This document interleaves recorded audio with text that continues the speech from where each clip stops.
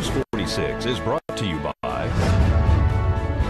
Inspiration Senior Living, where we provide affordable elegance to Pahrump area seniors. Give us a call at 751-2300 and make an appointment to tour our community. News is also brought to you by Golden Casino Group, where you'll always find great fun, good food, and fantastic entertainment, all at Gold Town, Lakeside, and the Pahrump Nugget. News is also brought to you by J.K. Nelson Law. Call 727-9900 today for your free consultation. If you need a lawyer, you need Nelson.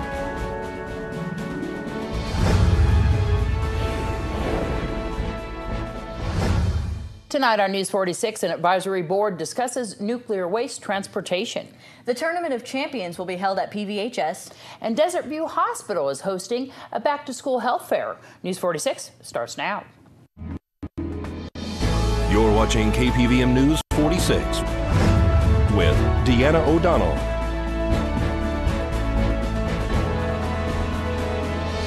News 46, local coverage you can count on.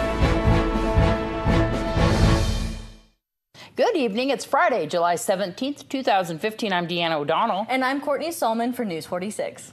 The Tournament of Champions held tomorrow in the gym at Pahrump Valley High School is the first for local athletes and coaches who invite those with special needs to join in a day of activities. The event promises to be a great experience for all involved. Our own Courtney Solomon reports.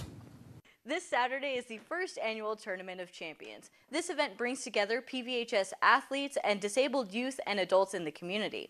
The event is held from 10 a.m. to noon at the PVHS Gymnasium. It's open to the community and free to participants. I had a chance to catch up with PVHS football coach Adam Gent and David Barukowitz of PDOP.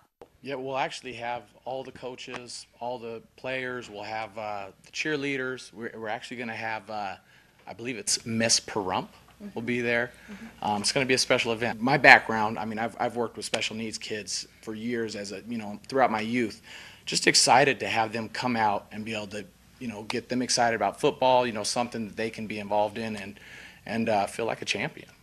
The high school actually approached us with the idea to go forward with this Tournament of Champions, and of course at PDOP we eagerly agreed. Our whole mission is to allow children with special needs to be able to do things like other children, and this is one of those opportunities where the high school team can provide a service to our children and be able to let them have fun. We are just excited. We want parents to know this is for boys, girls. I mean, it's going to be something that gets them all excited. 3 PVHS senior football players, TJ, Hunter, and Sean, are excited about this Saturday's event. This Saturday, we're going to be a part of something really special, and we're going to actually have the chance to give back to the community in a really special way. We're sponsoring the Tournament of Champions at the high school. I think just the chance to give back to kids that we never had the chance to before, and to do something special like that we'll get to remember forever. Yeah, we're going to go over tons of football stuff and just, try and give these kids something they would never have. Once again, the Tournament of Champions will be held from 10 a.m. to noon at the PVHS Gymnasium on Calvada. Make sure all participants dress for activities and lots of fun. There's going to be relay races, obstacle courses, face painting, balloon volleyball, kickball, and so much more. All activities will be modified for the competitors' abilities. For more information, go to pdop.info or call 702-516-0845. I'm Courtney Solomon with News 46. The Radioactive Waste Transportation Educational Workshop, hosted by the Nevada Site-Specific Advisory Board, was held at the Bob Roode Community Center on Wednesday. Topics included radiation basics, transportation packaging, routing, and information on what type of emergency response training has taken place in Nevada. Scott Wade from the Department of Energy gives us an overview of the meeting. We've been asked to come and speak to this group about the training that we do, and we actually provide training for firefighters, EMTs, law enforcement, and hazmat teams, just how to respond to radioactive material accidents. So we certainly talk about DOE transportation vessels and the vehicles, but we also describe all sorts of radioactive materials that are transported throughout the community. And so there are radiography cameras, and there are soil density gauges, and there are radiopharmaceuticals. And so our goal is to get out with the responders. We offer either a 1-day or 2-day training course, and then we also offer exercises. And so when an accident occurs, or if an accident occurs, those responders are comfortable with understanding the instrumentation that they carry when they look at a package, understanding the hazard or sometimes the lack of hazard associated with that packaging. We talk to them about how to safely go in and get a patient and bring them out of the scene. We talk about how to safely extinguish a fire. And so we are focused on just one of the 9 hazard classes. When you talk about hazardous materials in general, there are 9 hazard classes. Our focus is on class number 7, the radioactive materials.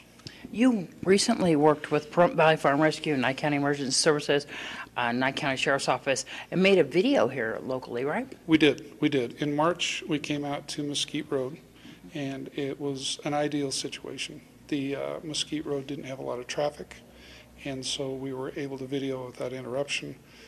They provided, Nye County and the Pahrump Valley Fire Rescue provided some people to help act in the video. And then all those videos, once they're compiled and we've gone through the vetting process and made sure that everything's accurate, then we will incorporate that into the training program that we teach. And that goes nationwide? It does. We teach firefighters in all 50 states, firefighters, EMS, law enforcement in all 50 states.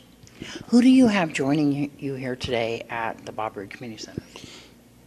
The group that is here is the advisory board, and they meet periodically, and they are able to provide comments back to the Department of Energy about concerns that they have. And so specifically, we're here to show them the training that we provide for responders, so they understand the training that's out there. We will have more concerning nuclear waste transportation throughout Nye County during next week's newscasts. And as we head into our first break, let's join Jeff Simmons at the Pahrump Nugget. Hello everybody, I'm Jeff Simmons here at the Pahrump Nugget Hotel Casino. On our stage bar this weekend we have Go Big. So come on down and check them out. And our casino drawings every Friday, Saturday, and Sunday from 7 to 9 every 30 minutes. You can win up to $2,500 in cash. And then we'll go with bingo. We got our lower buy-ins continue at the 1 and 7 p.m. session through the month of July and all day on Sunday and Mondays. Our balls on the wall are Tuesday, Friday, and Saturday at the 1 and 7 p.m. session. And we have no split pots every night at 9 p.m. Then Gold Town, Kathy has her paper only, no split pots, every day at 11 a.m. and Monday, Wednesday, and Friday at the 11 and 1 p.m. sessions. Paper only, no split pots. So paper player, go see Kathy over Gold Town. Everybody have a great weekend, and we'll see you next week. Bye-bye. This portion of the news is brought to you by Inspiration Senior Living, where we provide affordable elegance to Pahrump area seniors. Give us a call at 751-2300 and make an appointment to tour our community. Hackers broke into the massive hospital network of the University of California, Los Angeles, accessing computers with sensitive records of 4.5 million people. Patient names, medical information, social security numbers, Medicare numbers, health plan IDs, birthdays, and physical addresses. All were potentially stolen, according to the university. That could affect anyone who has visited the university's medical network, UCLA Health, which includes 4 hospitals and 150 offices across Southern California. Is hosting a back-to-school fair at the hospital from 9 a.m. to noon, and at the fair we will have no-cost immunizations. We're going to be giving out some backpacks and some school supplies, sports physicals, eye exams, dental screenings, and I also heard that they're going to be hosing down kids, so there's going to be some entertainment there for them as well. That's Pahrump Valley Fire and Rescue hosing them down. Yes, absolutely. So it's looking to be a good event. So everybody come on down to the hospital on Lowell Lane tomorrow morning. Starts at 9 a.m. Get all ready for back to school. Absolutely. The Food for Thought program application process has begun. Representatives will be at the health fair tomorrow at Desert View Hospital. Food for Thought is planning to be at Desert View Hospital. We will have representatives there from 9 a.m. to noon to take applications for the upcoming school year.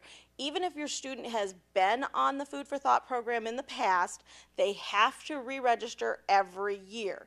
Now, if you miss the back to school fair and you still need to sign up, you can pick up an application at the front desk of your school, all 4 elementary schools, the middle school or the high school, and fill that out and just return it back to the front office. And so at Desert View Hospital's Health Fair on Saturday, you will have a booth there. People can come up and find out more about it. Can they take donations? Are you taking donations there too? Absolutely. They can make checks payable out to Kiwanis Food for Thought. They can bring cash donations and drop them off with the representatives from the Kiwanis Club.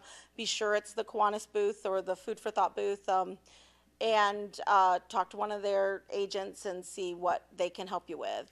What's the criteria for applying for this?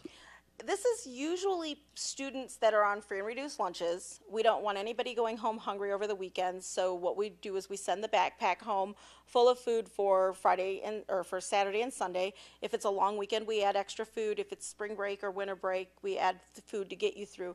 This is an educational program, and we don't want students to think about being hungry when they come back to school on Mondays. We want them to be focused on what they're learning. So if you are struggling financially and you need this assistance, be sure to call us. What's the number? Sure, my number is 616-902-0629, or you can also reach Shannon Moore, the founder, at 775-910-3329. When News 46 returns, we'll give an update regarding the shooting that occurred yesterday in Chattanooga, Tennessee.